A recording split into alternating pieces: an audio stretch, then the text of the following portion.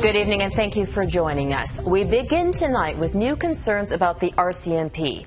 Global News has learned there's been a sharp rise in cases of post-traumatic stress disorder over the past 3 years, even as allegations of harassment have rippled through the force.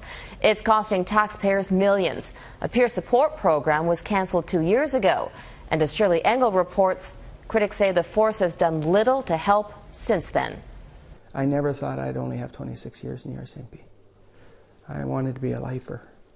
As a frontline support officer, Staff Sergeant Brent Balcom dealt with more than 70 deaths over the years, everything from suicides to tragedies like Mayerthorpe, arranging funerals, offering a shoulder to cry on. And you absorbed a lot of that trauma.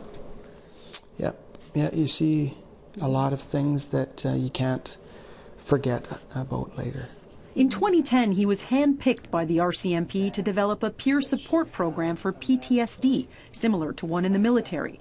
Little did he know he would be diagnosed himself 2 years later, shortly after Global News reported the brass had suddenly pulled the plug on his project. The environment that we're in right now does not allow for an injury to the mind to exist.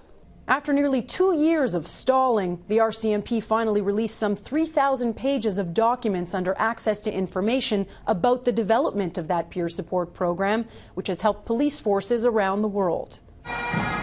The human and financial costs of operational stress in the RCMP are growing.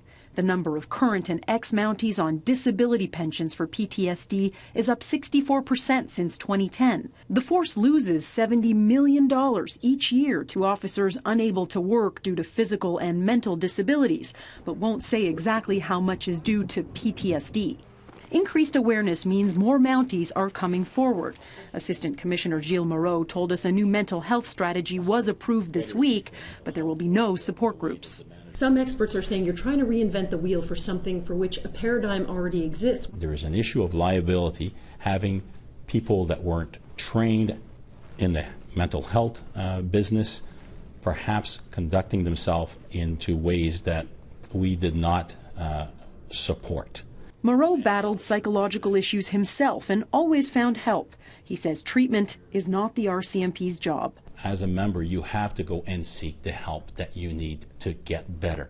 The ex-soldier who started peer support in the military worries the force is going in the wrong direction. The RCMP has to simply stop thinking about it and start doing. People keep being the collateral damage of all this teetering. Brent Balcom is on the road to recovery. He just hopes the RCMP's new strategy includes prevention on the front lines. There are other things that can be put in place to help reduce that stress, and they're not in place right now.